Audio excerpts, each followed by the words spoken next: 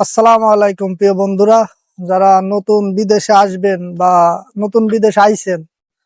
বিদেশের যে কোনো দেশ হতে পারে, আপনার সৌদি আরব, দুবাই, কাতার বা ইউরোপ আমেরিকা, যে যে জায়গায় হোক। আজকের ভিডিওটা খুবই গুরুত্বপূর্ণ আপনাদের জন্য, বিশেষ করে যারা নতুন বিদেশ আইছেন। তারা কখনোই কারোর কুপরামর্শে বা কারোর নেগেটিভ কথায় আপনারা এই প্রবাসে নতুন এসে কান দেবেন না, তাহলে কিন্তু ভাই আপনার অনেক বড় সমস্যা হয়ে যাবে। তো পুরো ভিডিওটা দেখুন, তাহলেই আসলে বুঝতে পারবেন যে একজন নতুন প্রবাসী হয়ে আপনি যদি নানা জনের নানা কথা শোনেন, সত্য মিথ্যা জড়াই গড়াই, তাহলে আসলে আপনার এই প্রবাসে কি কি সমস্যা হতে পারে। প্রথমত ভাই, আপনি বিদেশ আসলে দেখবেন যে যদি কারোর কাছ থেকে সেই দেশ সম্পর্কে কিছু জানার চেষ্টা করেন। ধরেন আপনি সৌদি আরব আইছেন, কিন্তু সৌদি আরব সম্পর্কে আপনি কারোর কাছ থেকে, যে দীর্ঘদিন আছে আপনার রুমমেট, হয়তো 10 বছর আছে, 5 বছর আছে, তার কাছে যখন জিজ্ঞাবেন যে ভাই এই দেশে আইসে কি ভুল করলাম না ঠিক আছে, তখন কিন্তু দেখবেন যে ভাই সে তার মতো করে উত্তর দেবে। সে যদি এই দেশে ভালো কিছু করে, তাহলে হয়তো আপনারা বলতে পারে যে না ভাই আইসিস ঠিক আছে, কাজ বাজ হয়তো হবে না, বা 2-4 বছর ওয়েট করলে ভালো জায়গায় যাবি। কিন্তু যখন কেউ ব্যর্থ হয়, যখন কেউ 8-10 বছর থাইকেও কিছু করতে পারে না বা ভালো কিছু পায় না এই বিদেশে, তখন কিন্তু সে আপনার সাথে সাথে এমন এমন কথা বলবে, আপনার খুব খারাপ লাগবে। যে মনে হয় যে আপনার সব শেষ, বিদেশে এসে মানে আপনার টাকা পয়সাও গেল, সময় তো যাবেই, মানে আপনি বিরাট বড় ভুল করে আছেন। কিন্তু আসলে ভাই দুটোর একটাও আপনি সিরিয়াসলি নেবেন না। দুটোর একটাও সিরিয়াসলি কেন নেবেন না? কারণ যে বিদেশ ভাই, আপনার কপালে কি আছে একমাত্র আপনি জানেন, আর আল্লাহ তাআলা জানেন। যে বিদেশে সফল, আপনারা সে ভালো গল্প শোনালো আপনার সাথে, হয়তো সেরকম নাও ঘুরতে পারে। আবার যে বিদেশে কিছু করতে পারে না, সে যদি আপনার নেগেটিভ কথা বলে, আপনার সাথেও যেরকম হবে তেমন কিছুই না।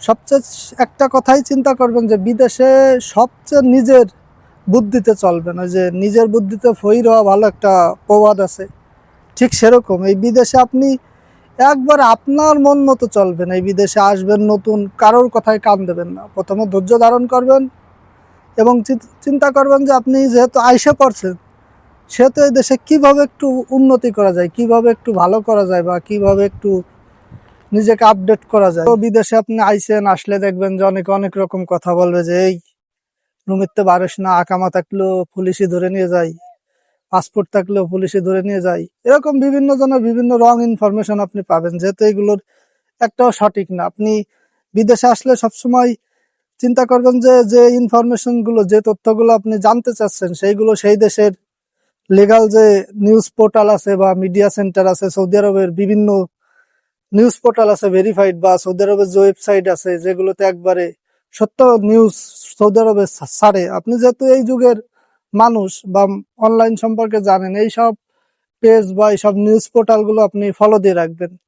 আর দ্বিতীয়ত, কারোর কথায় কান দেবেন না। এই দেশে যদি আপনার কোনো বড় আইন বা কোনো এরকম ধরপাকড় চলে, বা পুলিশি কোনো আইন বের হয়, তাহলে অবশ্যই আপনি সেই নিউজের মাধ্যমে জানতে পারবেন। এই জন্য আপনি নতুন আইছেন, আপনার একজন বললো যে ভাই বাইরে যাস না, পুলিশই ধরবে না, আকামা থাকলেও পুলিশই ধরে, পাসপোর্ট থাকলেও পুলিশই ধরে। এগুলো আসলে ভাই ভুয়া কথা, এগুলো আপনি কান দেবেন না। আপনার সত্যিকার নিউজ জানতে হলে আপনি সবসময় যে দেশেই থাকেন, ওই দেশের যে মিডিয়া গুলো আছে, সেই মিডিয়া গুলোকে আপনি ফলো দিয়ে রাখবেন।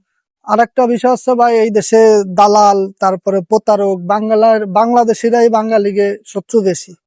আপনি নতুন আসলেন, দেখা গেল আপনার পামাই পামাই বললো যে তোর পাসপোর্ট দে সিম উঠো, বা সিম দে, বা সিম একটু কিনে দে। এইসব বিভিন্ন তাল বেতাল ঝামেলায় পড়বেন না। আপনার পাসপোর্ট বা আপনার আকামা দে ভুলেও কাউরে কোনো কিছু দেবেন না। আপনার সিম কিনা তো দূরের কথা, আপনার কোনো একটা ওটিপি, একটা কোডও কারোর কাছে শেয়ার করবেন না। আপনার এই দেশে কিন্তু যদি একবার সাইবার ক্রাইম কোনো অপরাধ আপনি পড়েন, তাহলে কিন্তু বা আপনার বড় ক্ষতি হয়ে যেতে পারে। এই জন্য আপনার ব্যক্তিগত তথ্য, এই তথ্যগুলো কারোর কাছে শেয়ার করবেন না। আপনার পাসপোর্ট, আপনার আকামা সব সময় আপনার কাছে রাখবেন, এবং একবারে প্রাইভেসি করে রাখবেন, যাতে কেউ না দেখতে পারে বা এই তথ্যগুলো কেউ না পায়। এদিকে সবসময় খেয়াল রাখবেন। আপনার যত বড় আপনজনই হোক, এই শব্দে কোনো সিম কেনা বা কারোর কাছে রাখা আপনার পাসপোর্ট, আপনার আকামা, এইসব কাগজপাতি কারোর কাছে ভুলেও রাখবেন না।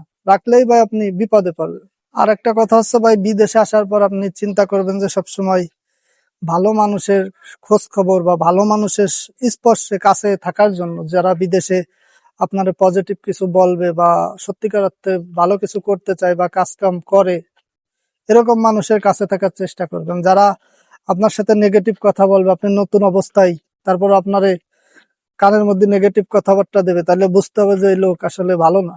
এইসব লোক এড়াই চলবেন। আর যারা আপনারে সাহস যোগাবে, আপনারে পরামর্শ দেবে, ভালো পরামর্শ, তাদের সাথে থাকার চেষ্টা করবেন। তো এইসব নতুন অবস্থা আসলে ভাই এইসব ট্রিক্স গুলো, এইসব কথাগুলো খুব ভালোভাবে মেনে চলার চেষ্টা করবেন। তাহলে দেখবেন যে আপনি আস্তে আস্তে এই প্রবাসের মাটিতে খাপ খাইয়ে নিতে পারবেন নিজেকে।